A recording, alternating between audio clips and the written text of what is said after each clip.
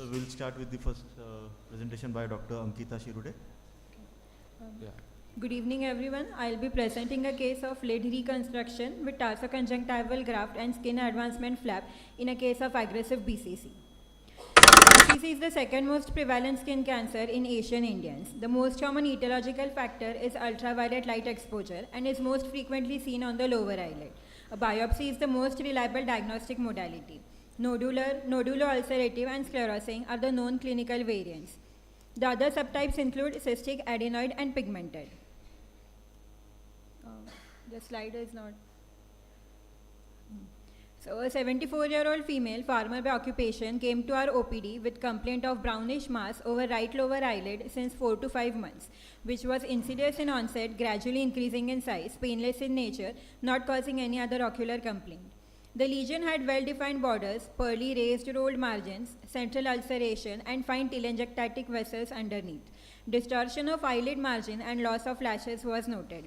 Punctum and canalicular area was not involved. As you can see in the figure, the vertical diameter of lesion was 10 mm, horizontal 8 mm, and the distance between lesion and punctum was 6 mm.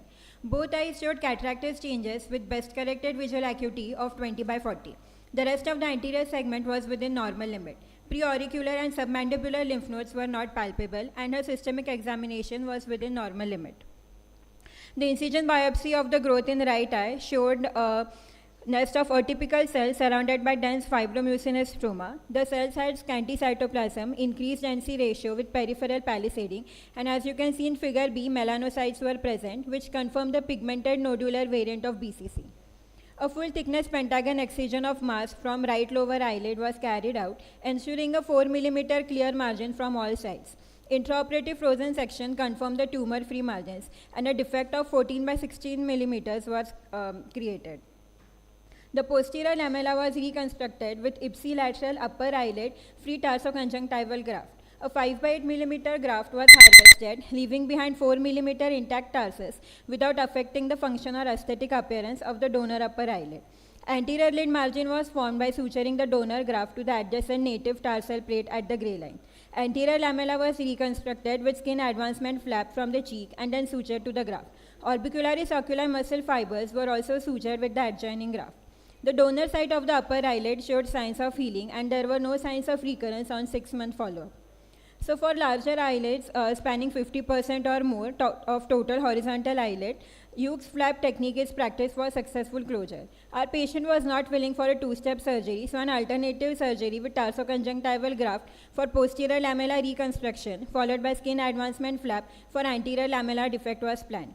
Tarsoconjunctival grafting is a simple, cost-effective, single-step surgery that avoids secondary surgical intervention in the affected eye as well as the surgical intervention in the contralateral unaffected eye, reducing the complication of eye occlusion, patient discomfort, and amblyopia. Mohs microscopic surgery is now considered gold standard in management of periocular BCC. Due to the limitations of our institution, we opted for intraoperative tumor resection with frozen section. Even after radical resection, there is 5% risk of recurrence, which may exceed to 38% if the excision is incomplete.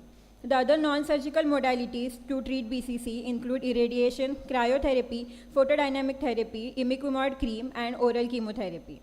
So to conclude, surgical treatment with histopathological margin control remains the gold standard for treatment of periocular BCC, followed by eyelid reconstruction with restoration of eyelid structure and function to as near normal as possible.